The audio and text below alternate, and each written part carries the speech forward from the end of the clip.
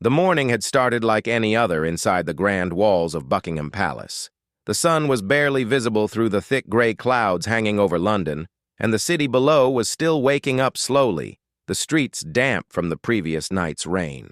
Inside the palace, the usual quiet order of things was in place. Footmen moved through the long corridors with silver trays. Curtains were pulled open by gloved hands, and the scent of fresh flowers filled every room with a careful kind of perfection. Nothing seemed out of place. Nothing gave any hint of what was about to happen. Queen Camilla had always been a woman who carried herself with a kind of practiced calm. She had lived through decades of public judgment, through whispers and tabloid headlines, through the years when half the world seemed to see her as a villain and the other half slowly warmed to her. She had learned over time how to keep her composure in almost any situation. She had learned how to smile when she did not feel like smiling, how to speak with grace when the words felt heavy in her throat, how to stand beside a husband who the world adored while learning to find her own place in that adoration. She had become, in the eyes of many, a resilient woman, a survivor. And she wore that quietly, like a coat she never took off. But that morning, her composure was about to face something it had never faced before. Not a tabloid, not a protest, not a cold shoulder from a member of the royal family, or a cutting remark from someone at a formal dinner. What was coming for her was something far more personal, far more buried, and far more dangerous to the careful story she had built around herself. His name was Thomas Hartley. He had been a royal guard for 11 years. In that time, he had stood at enough doorways and walked enough corridors and overheard enough conversations to understand one very important thing about the royal household. Secrets were not kept behind locked doors. Secrets were kept in plain sight, hidden inside the ordinary rhythms of daily palace life. And Thomas had, over the course of those 11 years, become very good at noticing things that other people learned to look past. He was not a bitter man. He was not someone driven by grudges or looking for recognition. He was a quiet man who did his job well and kept his head down and went home at the end of his shifts to a small flat in Pimlico, where he made his own dinner and read books until late into the night. He had never thought about going public with anything he had seen or heard inside the palace. It had simply never crossed his mind. The oath he had taken when he joined the Royal Protection Unit was something he took seriously, and he had always assumed he would retire quietly with whatever he knew tucked away permanently behind that oath. But something had changed, and the change had come not from inside the palace, but from a conversation Thomas had years ago with a woman named Dr. Miriam Kessler. She was a geneticist. She had been brought in briefly to consult on a confidential health matter for a senior member of the royal household, and during a break in one of her meetings, she and Thomas had found themselves in the same corridor, waiting. They had talked. And in that conversation, Dr. Kessler had said something that had stayed with Thomas ever since. Not because it had seemed urgent at the time, but because over the years, other things he had seen and heard had slowly begun to connect to it. Like pieces of a puzzle he had not known he was assembling. What Dr. Kessler had shared with him that day was not dramatic in the way she said it. She had spoken almost casually, in the way that people in scientific fields sometimes discuss things that sound extraordinary to everyone else, but feel ordinary to them. She had mentioned, while speaking about the nature of inherited conditions and the complexity of certain genetic markers, and that she had come across something unusual in documentation related to the royal family. She had not named names, she had not given specifics, but she had said, in a tone that carried a strange weight, that some of what people believed about bloodlines and family histories in very old, very powerful families was often far more complicated than the official record suggested. She had said that genetic science, when applied to the past, had a way of telling different stories than the ones written in history books. And then the break had ended, and she had walked back into her meeting, and Thomas had thought little of it in the moment. but he had never forgotten it. And over the years, as he had stood guard at enough doorways and overheard enough conversations and noticed enough small things, he had begun to piece something together. Something that involved Queen Camilla. Something that pointed toward a detail about her biological heritage that had never been made public. Something that, if true, would not just complicate her personal story, but would ripple outward in ways that were difficult to fully predict. On that gray Thursday morning, Thomas made a decision. He requested a private meeting with a senior palace official, citing a matter of personal conscience related to his duties. He was granted the meeting that same afternoon, which itself told him something about the weight they had placed on the phrase personal conscience. He was shown into a small sitting room on one of the upper floors, the kind of room that felt carefully neutral, designed to give nothing away.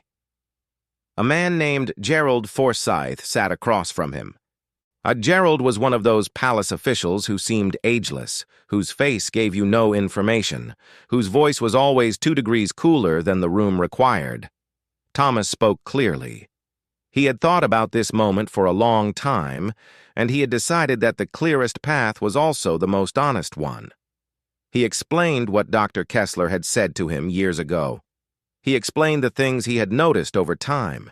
He explained the conversation he had overheard between 2 household staff members who had been helping to sort through a collection of old private correspondence, a conversation in which a name had been mentioned, a name connected to Camilla's family history on her mother's side, a name that did not match any branch of the Shand family tree that had ever been made public.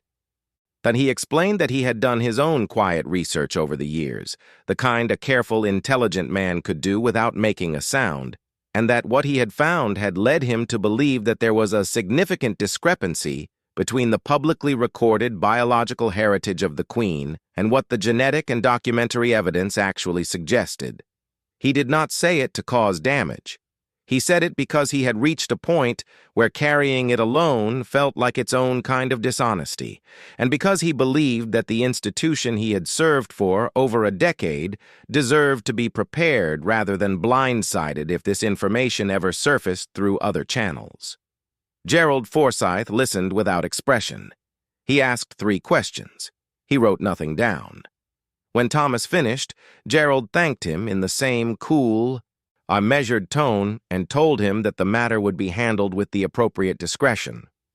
Thomas left the meeting feeling lighter, in the way that people feel lighter when they have done the thing they needed to do, regardless of what comes after.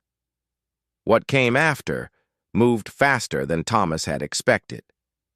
Within 48 hours, the information had traveled through the palace's internal machinery and reached a level where it could no longer be contained within the quiet corridors of official management. A decision was made, by people whose names Thomas would never know, that Queen Camilla needed to be informed directly and immediately. And so on a Saturday morning, less than a week after Thomas had sat in that small sitting room on the upper floor, a meeting was arranged. Camilla was told. And in less than a minute, and in the time it took for the full weight of what she was hearing to land on her, something shifted in her that those present said they had never seen before. She had always been composed. She had always been steady. But in that moment, she was not. The color left her face in a way that was immediate and visible. Her hands, which had been resting still on the arms of her chair, moved suddenly to her lap, gripping each other. Her breath changed. And then, in a voice that those present described later as very quiet, almost unfamiliar in its softness, she said that she needed a moment. And in that moment she asked, not demanded, not insisted, but asked, with a vulnerability that no one in the room had ever witnessed from her before, that whatever had been found, whatever was being considered, be handled with mercy. Not for herself, she said. For those who were still alive who would be affected by it, for the people on the edges of this who had done nothing wrong. The word mercy sat in the room long after she said it. What followed was a process that moved slowly and carefully in the way that only institutions with centuries of practice in managing complicated truths can move. The genetic information that Thomas had helped bring forward was examined, verified, and then quietly placed inside the long tradition of things the palace knew but did not discuss. The specific detail, a lineage on Camilla's maternal side that traced back not to the aristocratic English family her official biography described, but to a branch that had been carefully erased from the record generations ago for reasons connected to a time when certain ancestries were considered something to hide rather than something to claim, was not made public. It was not denied. It was simply absorbed into the institution's enormous capacity for containable complexity. Thomas Hartley returned to his duties. He was not punished. He was not thanked. He was treated in the way the palace treated most things that it had processed and filed, with a kind of institutional silence that was itself a form of acknowledgement. He understood that. He had worked there long enough to know that silence from that place was not the same as absence. And it meant the message had been received. Dr. Miriam Kessler, who never knew the role her long-ago conversation had played in any of this, continued her research at a university in Edinburgh. She published papers on inherited genetic conditions and gave lectures on the complexity of biological heritage in historical families. She was unaware that something she had said in a palace corridor years ago, something she had said almost in passing, had started a quiet chain of events that had reached one of the most powerful women in Britain, and in less than a minute had broken through every layer of composure that woman had spent a lifetime building. Camilla, for her part, continued. That was what she had always done, and it was what she continued to do. She appeared at events. She smiled in the photographs. She stood beside the king and carried herself with the steady grace that the public had come to associate with her. But those who were close to her, truly close, noticed something in the weeks after that Saturday morning. A kind of quietness in her that had not been there before. Not sadness, exactly. More like the stillness of someone who has been handed a truth about themselves that they are still learning to hold. The kind of truth that does not break you but does permanently change the shape of what you thought you knew about where you came from and, by extension, who you are. There is something about learning a hidden truth late in life that does not simply add information. It rearranges everything that came before it. Every memory gets touched by it. Every story you told about yourself begins to look slightly different when examined through this new lens. Camilla had spent her entire adult life in one of the most watched, most scrutinized, most documented families in the world.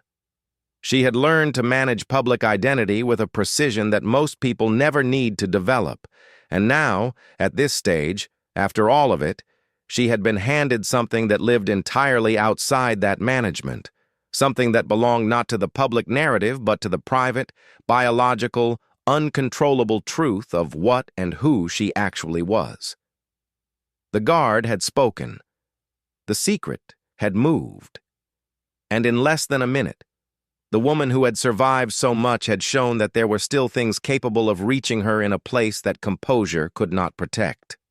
That place, as it turned out, was the place where origin lives, the place before image and title and history, the place that is simply, quietly, irrevocably who you are.